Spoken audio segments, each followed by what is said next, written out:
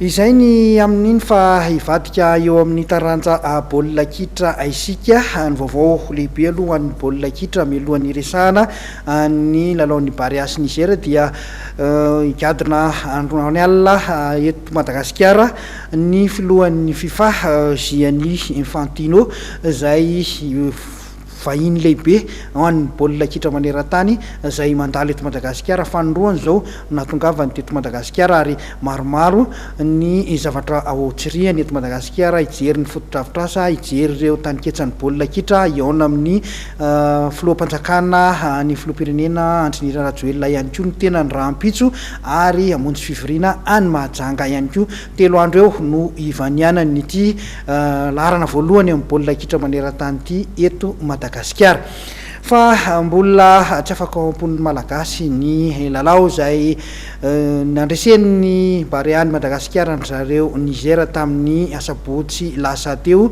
9 ny voantsika anandresy tamin'izany lalao izany dia ho fitendrena manazakino amintsika amin'ny ity ariva ity ny famerenana ny zavatra nisy tamin'ny asabotsy teo. On voit que ça saute mais un petit peu tard. Le ballon est pas de côté, revenir le centre devant le but.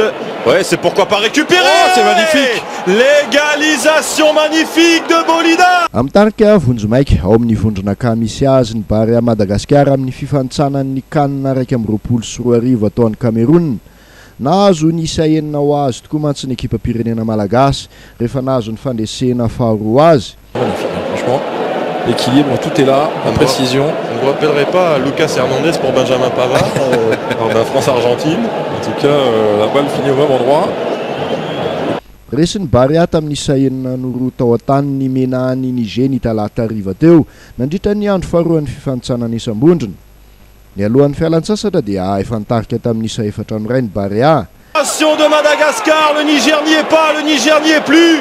Et après ireo Nigérian efa nanokatra nisa tamin'ny alalan'ny coup franc tsara petraka vao nanomboka 10 minitra ny lalao. C'est Wonkoye, c'est dedans. C'est très bien tiré. Quel coup de patte de Mohamed Djibo Wonkoye qui fait rugir le stade Sénikounché à Niamey. Anaitra ny ampomy malagasy izany napiditra baolina roa ny seso an'ny Barea Bolida na ilalaina no menjanahary ateo amin'ny minitra 5 sy 5:20. Anarak'izay dia nampitombo ny isa 3 Iabella Nise kapteny tamin'ny alalan'ny penalty rehefa nanao fahadisoana tamin'ny Carolus ny mpianatra atokazony Mena.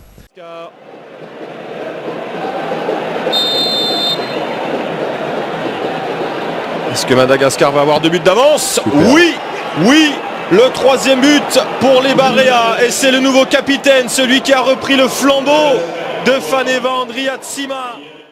I Carolus izay tsy nanaiky raha tsy natafiditra ny baolina faha-4 ho amin'ny Barea teo amin'ny minitra 7:30.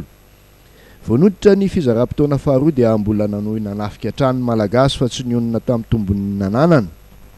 Izy vokan'izany teo amin'ny minitra 4:50 rehefa napiditra ny baolina faha-5 voavy-bola. Mbola nanampy ny isa ho enina i Jeremy Morel ateo amin'ny minitra faha-4:20. Nanena ny elanelany isaka napiditra ny baolina faharoa azy ny Nigérian ateo amin'ny minitra 5:70. Mariana faresy ny Ethiopie tamin'ny isa 2-0 i Côte d'Ivoire tamin'ny ity andro faharoa amin'ny fifantsanan'ny vondronaka amin'ny CAN 2024 ity. Ny fanafihana ny Côte d'Ivoire any tany 3 Aogositra 2024 moa no lalao manaraka miandry ny Barea amin'ny ity CAN 2024 ity.